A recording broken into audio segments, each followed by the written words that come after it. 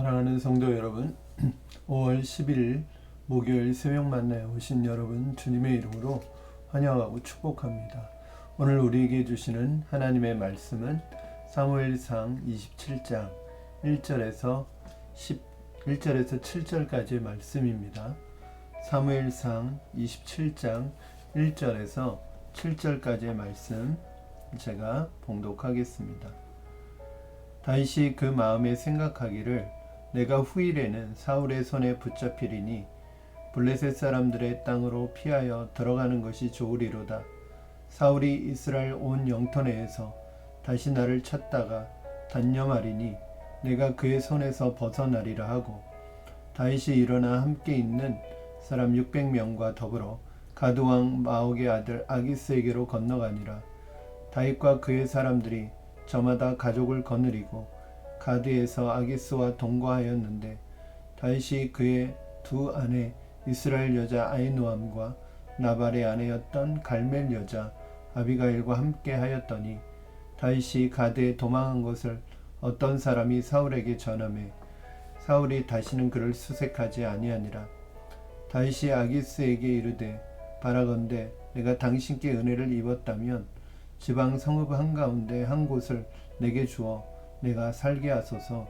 당신의 종이 어찌 당신과 함께 왕도에 살리이까 하니, 아기스가 그날에 시글락을 그에게 주었으므로 시글락이 오늘날까지 유다 왕에게 속하니라. 다윗이 블레셋 사람들의 지방에 산 날수는 1년 4개월이었더라. 아멘. 우리에게 있어서 선택이라고 하는 것은 굉장히 중요한 일입니다. 왜냐하면 어떤 선택을 하느냐에 따라서 그 선택의 결과가 우리에게 굉장히 중대한 결과가 나타나기 때문입니다.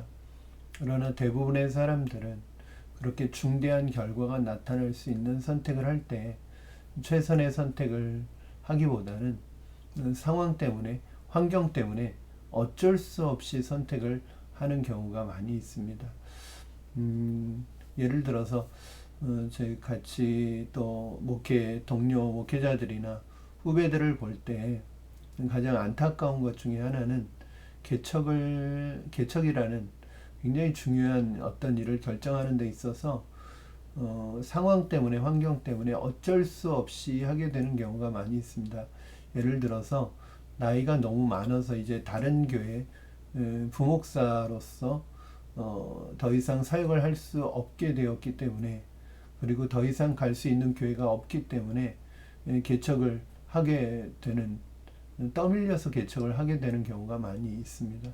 그러다 보니까 어떤 대책도 세워져 있지 않고 어떤 계획이나 어떤 플랜이 전혀 없이 가장 좋은 선택이 아니라 가장 개척이라는 것이 안 좋은 선택이 아니라 그 개척이라는 중요한 것을 결정할 때 어쩔 수 없이 하게 되는 경우가 많다는 것이죠.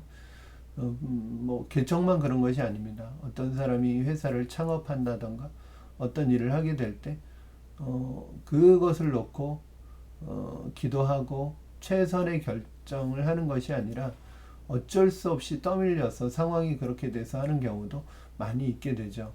이렇게 될 때 그것은 사실은 당장 그런 상황 때문에, 환경 때문에 어쩔 수 없이 하는 선택은 당장의 그 상황과 환경을 모면하는 데는 도움이 될지 모르지만 그것은 또 다른 어려움과 문제를 가져오기 때문에 우리가 어떤 선택을 할 때 정말 어쩔 수 없이 상황 때문에, 환경 때문에 하는 결정이 아니라 최선의 선택을 할 수 있어야 되겠습니다. 여러분의 선택의 기준은 어떻습니까? 오늘 본문에서 다윗은 다시 한번 중요한 선택의 기로에 서게 됩니다. 끊임없는 사울의 추격을 피할 수 있는 방법이 이제 더 이상 없다고 다윗은 생각이 들었습니다. 유대 땅에 들어온 이후로 사울은 끊임없이 정탐꾼을 온 나라에 심어두고 다윗과 그의 일행들의 동향을 면밀히 보고받았습니다. 그러니 이스라엘 땅 안에서는 다윗이 더 이상 도망 다닐 수 있는 곳이 없다고 판단을 했겠죠. 그래서 다윗이 결정한 선택은 무엇이었을까요? 우리 1절과 2절 말씀 보겠습니다. 1절입니다. 다윗이 그 마음에 생각하기를 내가 후일에는 사울의 손에 붙잡히리니 블레셋 사람들의 땅으로 피하여 들어가는 것이 좋으리로다. 사울이 이스라엘 온 영토 내에서 다시 나를 찾다가 단념하리니 내가 그의 손에서 벗어나리라 하고 다윗이 일어나 함께 있는 사람 600명과 더불어 가드 왕 마옥의 아들 아기스에게로 건너가니라.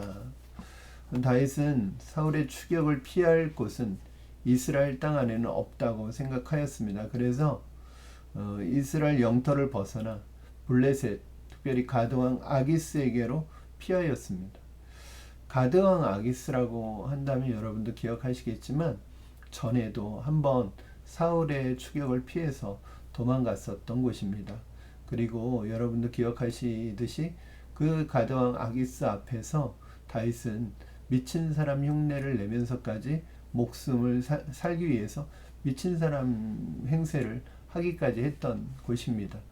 다윗에게 있어서는 참 굴욕스러운 장소이죠. 그런데 다윗이 그곳으로 다시 간 거예요.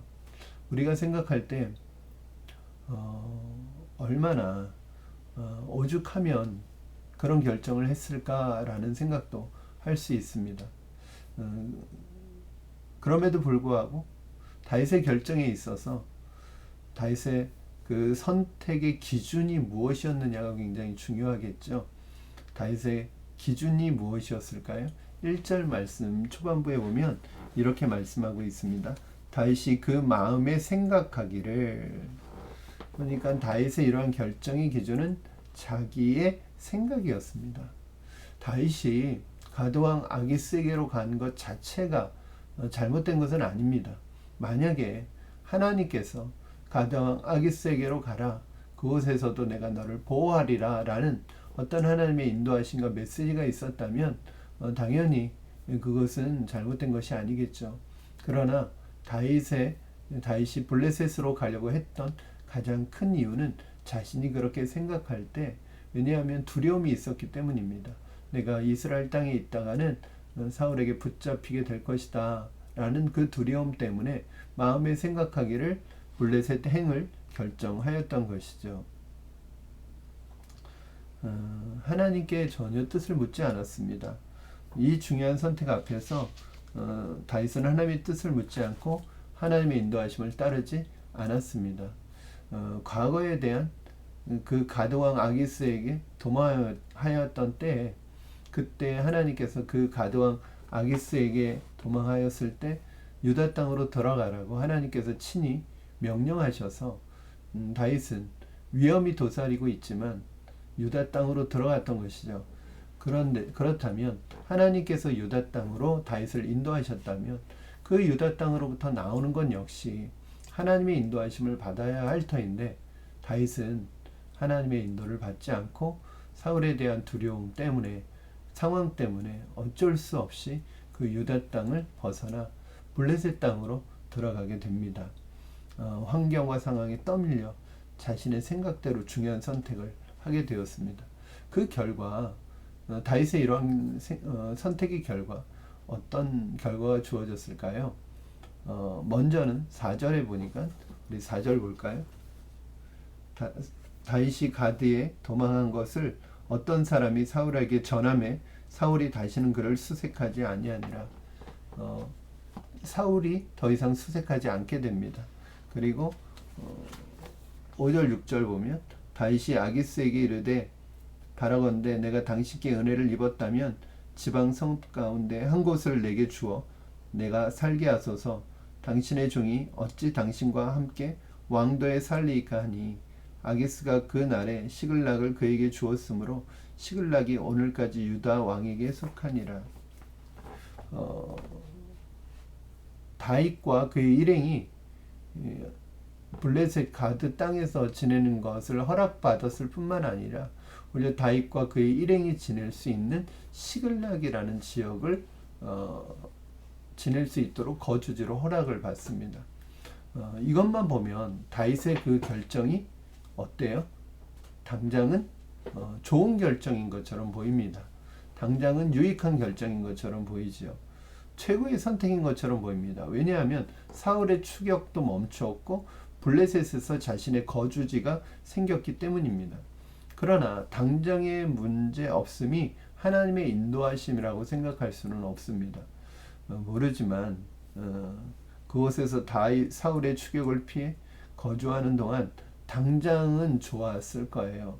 그러나 더 큰 문제가 싹트고 있음을 알지 못하였을 것입니다. 무엇보다도 가장 큰 것은 다윗이 여호와의 그늘에, 여호와의 날개 그늘 아래 피한 것이 아니라 블레셋 가드 왕에게 피하였다는 이 대목이 굉장히 우리에게 주는 시사하는 바가 큽니다.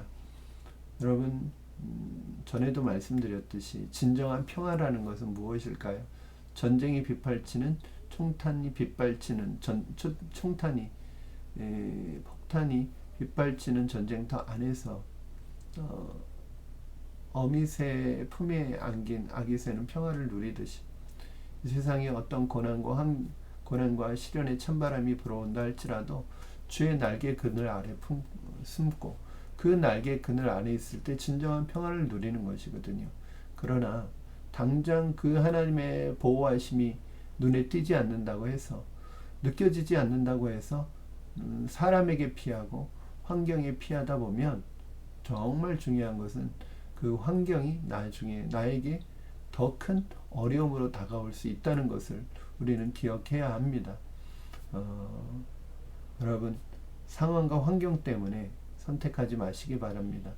여러분에게 있어서 아주 중요한 것을 결정해야 되는 그런 선택의 기로에 놓였을 때 상황이 그렇기 때문에, 환경이 그렇기 때문에 어쩔 수 없이 결정하는 것이 아니라 하나님의 인도하심을 바라보고 하나님의 선하심을 기대하며 하나님을 따라, 하나님의 뜻에 따라 믿음으로 결정하는 여러분 되기를 주님의 이름으로 축원합니다. 하나님께서 여러분이 하나님의 뜻을 알고자 하면 반드시 하나님은 그 뜻을 알려주시고 여러분의 길을 인도하실 줄로 믿습니다. 오늘 다윗의 이 결정이 당장은 좋은 선택인 것처럼 보이지만 앞으로 일어날 일들을 보면 그 다윗이 선택한 환경이 우리 다윗에게 큰 고통을 가져다 주는 것을 보게 됩니다. 사랑하는 성도 여러분, 어떤 상황이라도 어떤 환경이라도 하나님의 뜻과 인도하심을 기다리고 그 뜻에 따라 걸어가는 여러분 되기를 주님의 이름으로 축원합니다. 기도하겠습니다. 살아계신 하나님 아버지, 감사합니다.